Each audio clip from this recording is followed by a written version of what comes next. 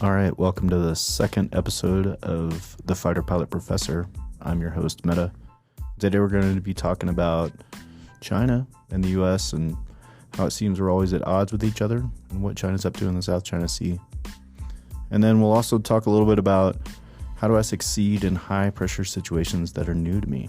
So I hope you enjoy. We'll jump right in.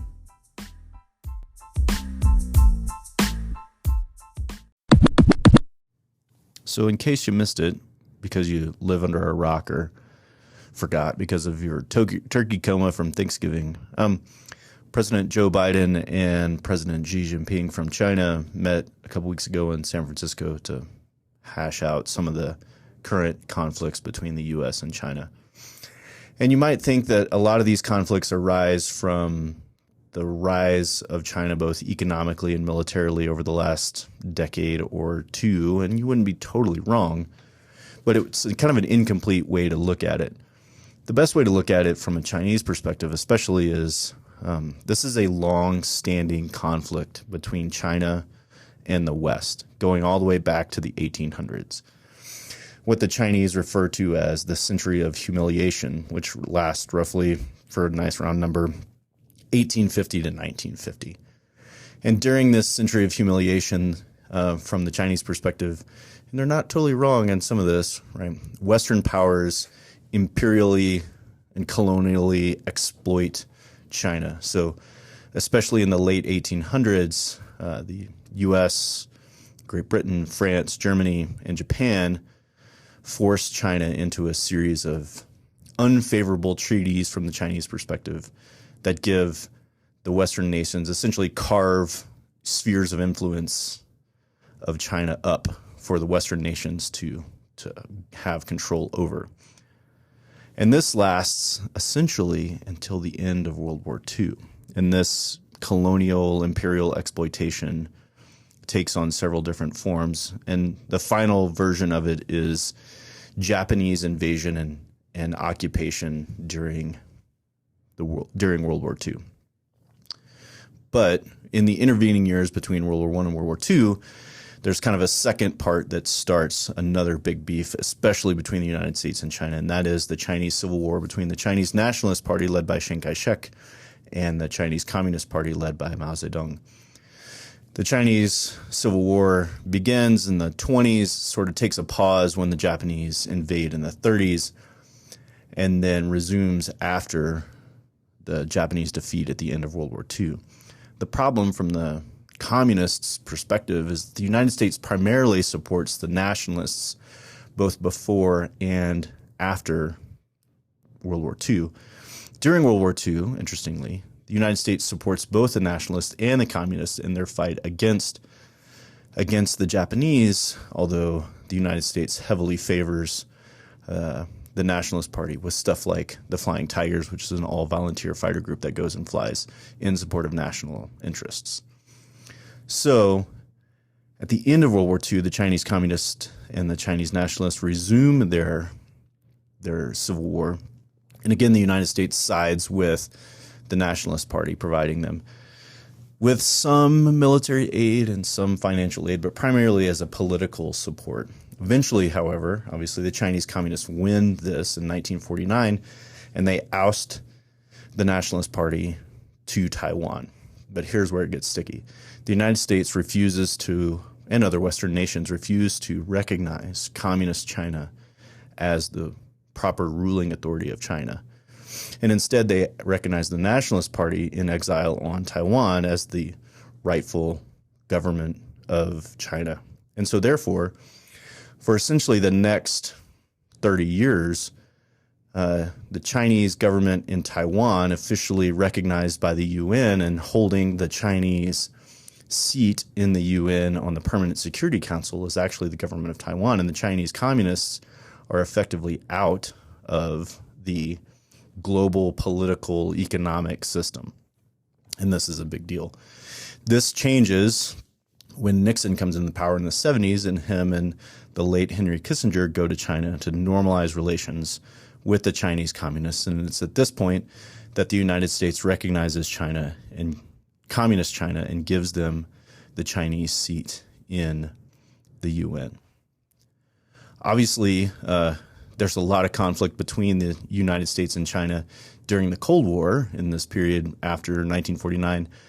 And, it hinges first on the Korean War, which is a big deal from Chinese perspective as the U.S., especially Douglas MacArthur, kind of expands or wishes to expand the war to to China and overthrow the Chinese government from the Chinese perspective. And so the Chinese joined the Korean War on side of the North Koreans, and the U.S. and Chinese soldiers end up fighting each other in Korea during that war. And then after the Korean War, for the next decade or so, there's a series of conflicts between Taiwan and China in the Taiwan Straits over islands between mainland China and Taiwan. And this conflict escalates to shooting on several occasions. And in all instances, the United States sides with Taiwan in these conflicts, including sending aircraft carriers to sort of show as a show of support for the Taiwanese government. So this series of conflicts between China and in the United States vis-a-vis Korea and Taiwan become this sort of breeding ground for tensions between the United States and China in compounding with conflicts that we've already had with them over the Chinese Civil War and going all the way back to the Century of Humiliation. So that's sort of the crux of the problem. The second part of the problem currently is semi-related to these other two things, which is what's going on in the South China Sea. And that is a conflict over essentially access to oil and fishing grounds in the South China Sea, but it's much bigger than that. So the current Chinese Communist regime claims several small islands and shoals and atolls, etc., in the South China Sea. And their claim goes all the way back to the Century of Humiliation when the French occupiers of Vietnam and the Western occupiers of China sort of divide the line between France and China in the middle of the South China Sea, right? But following World War II, Chiang Kai-shek and the nationalist government lay claim to all Japanese occupied islands in this sort of middle part of the South China Sea and Taiwan. And so their rationale is this was always China. The Japanese occupied it from us, and so now it's China again. The Communist Party essentially adopted this we own these islands mentality, including Taiwan as part of China, from the Nationalist Party. Although in neither case was their claim sort of realistic or legal based on the modern rules of where territories lie and what constitutes an island by the UN, if you will. So what's going on nowadays, though, is both China and its neighbors, Vietnam, Philippines, etc., are in conflict over these series of islands. And all parties, especially the Chinese, though, are building up these islands to bolster their claims.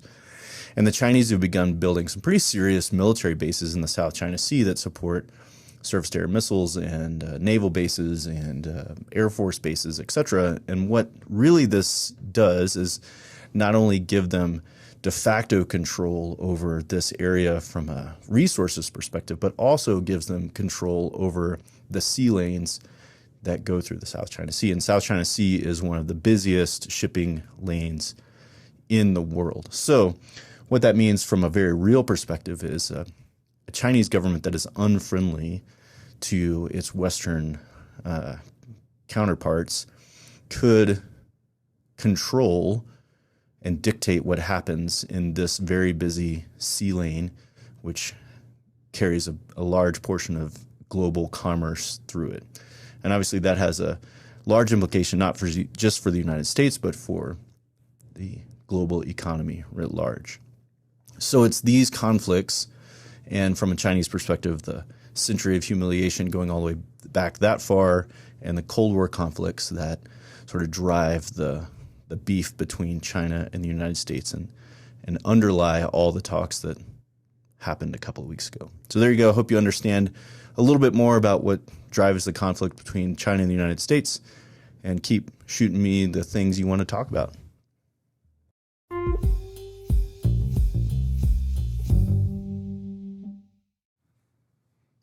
So I'm often asked by young Air Force officers on their way to pilot training, how do I succeed at pilot training?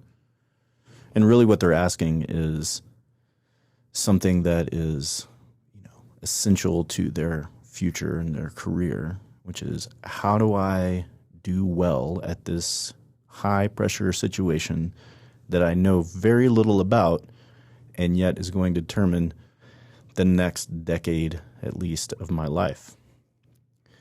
And that's sort of broadly applicable to most people that are young and starting out in a new career or college or whatever, is how do I do well at something that I'm totally unfamiliar with? It's a totally new situation to me. And I'd say the short answer is become a lifelong learner, for lack of a better way to put it. Have a learning mentality. How do I succeed? Well, I got to learn first, right? So I start out by finding out as much as I can about the place that I'm going. What is it like there? Both as an ideological place, like what do they believe in? What do they do there? What things do they like? But also like physically, what is it like? Where are the things that I'm going to do? Where do I live? Where do I work? What does the office look like? Get all of that information that you can before you show up, and that'll help you a little bit.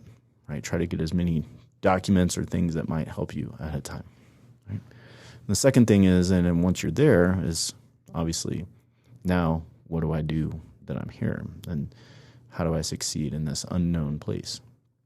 Well, the first thing is try to learn what is about to happen to me. Like, what are the procedures for the things that I do here? Is how do the various pieces of the, say, company that I work in work? Where do I fit into that structure? Who's above me? Who is horizontal to me in the various components of the company that I work in? Don't just learn your job, quote unquote, just the thing that you're doing in only little bubble that you live in and the immediate people that you work with around you, but learn your counterparts in other parts of the organization, right? And then that'll help you understand how you fit into the big picture, and that'll help you understand how do I negotiate the various things that are around me whenever I come to doing a big project, or I have an obstacle that needs to overcome, or have a problem that needs solving, or something like that. Right? That's how can I get allies is a short way to put that. Right? And then obviously, do your job well, right? Become an expert in your job. So that is learning what it is that you do and how that fits into the company, and then executing that well, right? And so that may mean that I have to learn more about what I do as I go along. I can't just, make widgets. I gotta actually figure out how to make what I do better. And so I may be an accountant or student in pilot training, and I'm not just trying to survive the day by doing the minimum that's asked of me, but instead I need to learn how to do what I'm doing better, as well as I can, right? So what is it that's expected of me, and then how do I improve on that? So those are the sort of short things that'll help you out. And the last big thing I'll say is be humble and ask questions. So, and especially in the business of flying fighter aircraft, which is a demanding business, you get a lot of critique, and people are going to tell you a lot of time. People tell you a lot of times what you've done wrong, unfortunately, and because you're learning, and so you're doing a lot of things wrong. So you have to take that with a level of humility, even when you think that it didn't go as bad as it seemed to have, or it didn't go as bad as people are telling you. Take that criticism with humility and see what you can learn from it, right? And ask a lot of questions like, well, what is your technique for doing that? How do I get better at the thing? What is it that I need to focus on? Where do I need to give my attention to, in short, that will make me better, right? So learn all you can before you get there. That's step number one. Step number two, learn all you can about what happens, not just in your immediate vicinity, but throughout the whole company that you interact with or place that you interact with. 3, do the best that you can do, go above and beyond in your job. And then finally, ask questions and be humble. Hopefully that helps in your daily life and in your future life. Enjoy and keep shooting me some questions.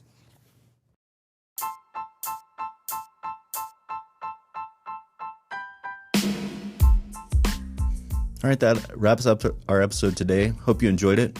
I'll have some ability for us to post some voicemail questions in the near future, but in the meantime, keep sending me your questions, having comments, etc., and I'll try to get to all of those as soon as I can. Have a great one. See you next time.